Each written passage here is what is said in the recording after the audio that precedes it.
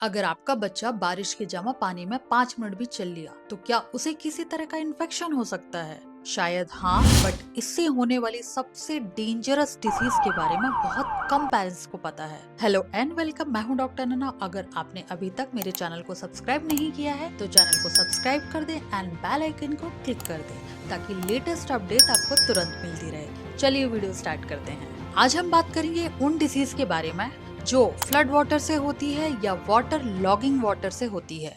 सबसे पहले एक इम्पॉर्टेंट बात, हर बच्चा जो वाटर लॉगिंग एरिया में गया है वो बीमार हो ये जरूरी नहीं है। डिसीज का रिस्क एक्सपोजर, हाइजीन, इम्यूनिटी और कंटामिनेटेड वाटर के कांटेक्ट में आने से होता है। बट अगर पेरेंट्स सिम्टम जल्दी पहचान ले तो सीरियस कॉम्प्लिकेशन से बच सकते हैं। सबसे पहले एंड सबसे कॉमन डिसीज जो इस टाइम पर बच्चों में देखी जाती है वो है डायरिया। सबसे कॉमन प्रॉब्लम है स्टमक इन्फेक्शन। बच्चे ने वो कंटामिनेटेड वाटर तो नहीं पिया बट उसको इन्फेक्शन कैसे हो सकता है? अगर वो कंटामिनेटेड वाटर बच्चों के हाथों के थ्रू उनके मुंह में पहुंच गया तो बच्चों को स्टमक इन्फेक्शन होने का रिस्क बहुत बढ़ जाता है। इसके सिम्टम्स हैं loose motion, vomiting, stomach infection and sometime fever. यहाँ पर जो सबसे बड़ा डेंजर है वो डायरिया नहीं है, डिहाइड्रेशन है, स्पेशली 5 साल से कम उम्र के बच्चों के लिए। अगर बच्चा बहुत ज्यादा थका हुआ है, बार बार वॉमिट कर रहा है, बार बार सो रहा है एंड उसे यूरिन कम हो रही है तो बिना देरी किए तुरंत डॉक्टर को विजिट करें।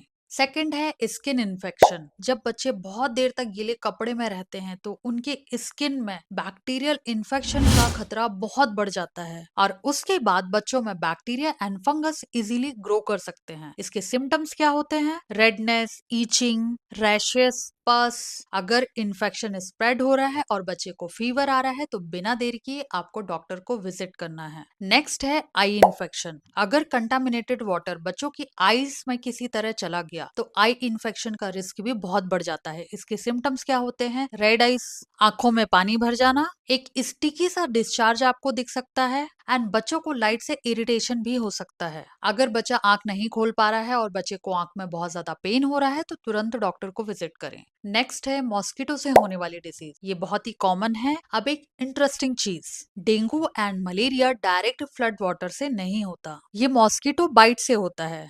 जमा पानी में मच्छर बहुत इजीली ग्रो करते हैं। डेंगू और मलेरिया का खतरा इस टाइम पर बहुत बढ़ जाता है। अब हर साल बच्चों के डेंगू एंड मलेरिया के केसेस के बारे में न्यूज में जरूर सुनते होंगे, तो अपने घर के आसपास पानी बिल्कुल भी जमा ना होने दें। विंडोज में नेट लगा कर रखें, बच्चों को नेट के अंदर सुलाएं और अगर बच्चे घर से बाहर खेलने के लिए जा रहे हैं तो उनको क्रीम अप्लाई करें जिससे मॉस्किटो उनसे दूर रहें। नेक्स्ट है थाइपॉइड एंड हेपेटाइटिस ए। अगर ड्रिंकिंग वाटर कंटामिनेटेड हो जाए तो थाइपॉइड एंड हेपेटाइटिस ए का खतरा बहुत ज्यादा बढ़ जाता है। थाइपॉइड के सिम्टम्स होते हैं परसिस्टेंट फीवर बना रहना, वीकनेस, पुअर एपेटाइट, भूख बहुत कम लगना एंड हेपेटाइटिस ए के सिम्टम्स है fever, vomiting and same loose appetite. कभी कभी आंखों में और स्किन में पीलापन भी दिखाई दे सकता है और ये भी बारिश के टाइम पर बहुत कॉमन है। इसीलिए जितना पॉसिबल हो सके पानी के लिए फिल्टर का यूज करें। अगर फिल्टर अवेलेबल ना हो तो पानी को बॉईल करके पिएं। नेक्स्ट है वुंड इन्फेक्शन।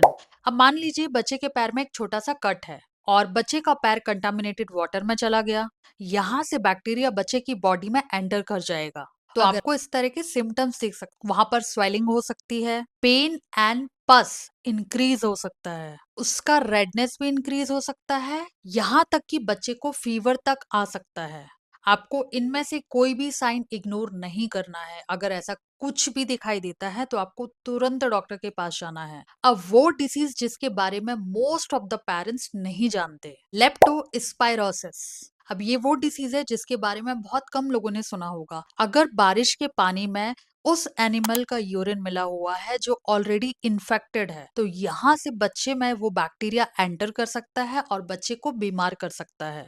इसके सिम्टम्स बिल्कुल फीवर जैसे ही होते हैं, high fever, headache, muscle pain and vomiting. बहुत बार लोग इसे नॉर्मल वायरल फीवर समझ लेते हैं, तो आपको ऐसी गलती नहीं करना है। आपको बच्चे में कुछ भी दिखाई देता है तो तुरंत डॉक्टर को विजिट करना है। अगर रिसेंटली बच्चा जमा पानी के आसपास गया है तो आपको डॉक्टर को बच्चे की हिस्ट्री बताना बहुत जरूरी है ताकि वो आइडेंटिफाई कर सके एंड बच्चे को सही इलाज दे सके।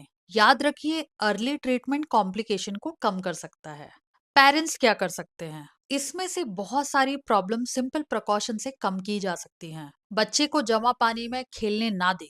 बच्चे के घर आते ही बच्चे को हैंड वॉश से हाथ और पैर धुलवाएं। बच्चे के गीले कपड़े तुरंत चेंज करें। पानी को उबालकर पिएं। और तो अगर जमा पानी के कांटेक्ट में आने से किसी बच्चे में किसी भी तरह के सिम्टम्स आपको दिखाई दे रहे हैं, जैसे fever, vomiting, eye infection, skin infection, तो डॉक्टर को तुरंत विजिट करें। इस टाइम पर हमारी छोटी छोटी सावधानियां बहुत कुछ चेंज कर सकती हैं। अपना ध्यान रखें, अपने बच्चे का ध्यान रखें। Please like, share, subscribe my channel. Thanks for watching.